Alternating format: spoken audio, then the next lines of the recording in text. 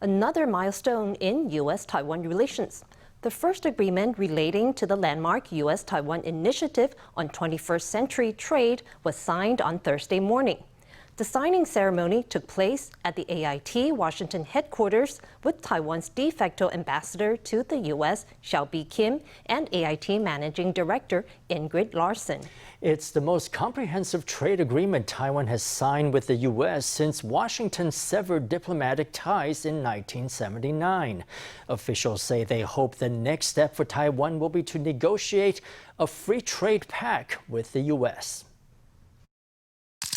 Taiwan's US representative Hsiao Bi-khim and the AIT's managing director Ingrid Larson on June 1st signed the first agreement relating to the U.S. Taiwan Initiative on 21st Century Trade at the AIT Washington Headquarters. The agreement covers 5 areas relating to trade facilitation, regulatory practices, domestic regulations for the service industry and anti-corruption measures. It's the most comprehensive trade agreement Taiwan has signed with the US since 1979, reflecting that Taiwan's economic and trade framework is at a high international standard. The signing was witnessed by Taiwanese Minister without Portfolio John Deng, Deputy US Trade Representative Sarah Bianchi, and AIT Chairperson Laura Rosenberger.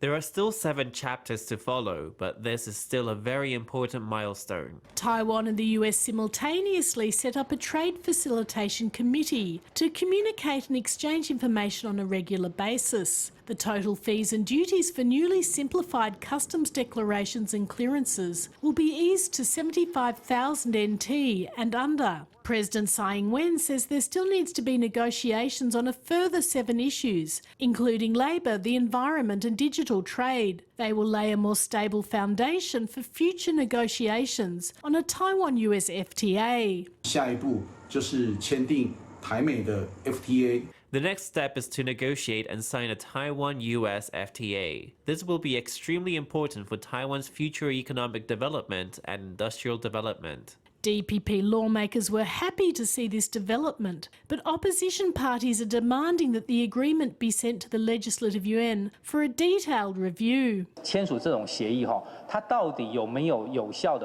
When it comes to signing this agreement, has there ever been any effective parliamentary oversight? At the time of the ECFA and Services Agreement, it was only passed in half a minute. And so protests erupted. Later on, of course, we will send it to the Legislative Yuan and we will respect the way the legislature reviews it. The Economics Ministry is stressing that everything has been carried out according to the law, and in future there will be a lot of business with the US to look forward to.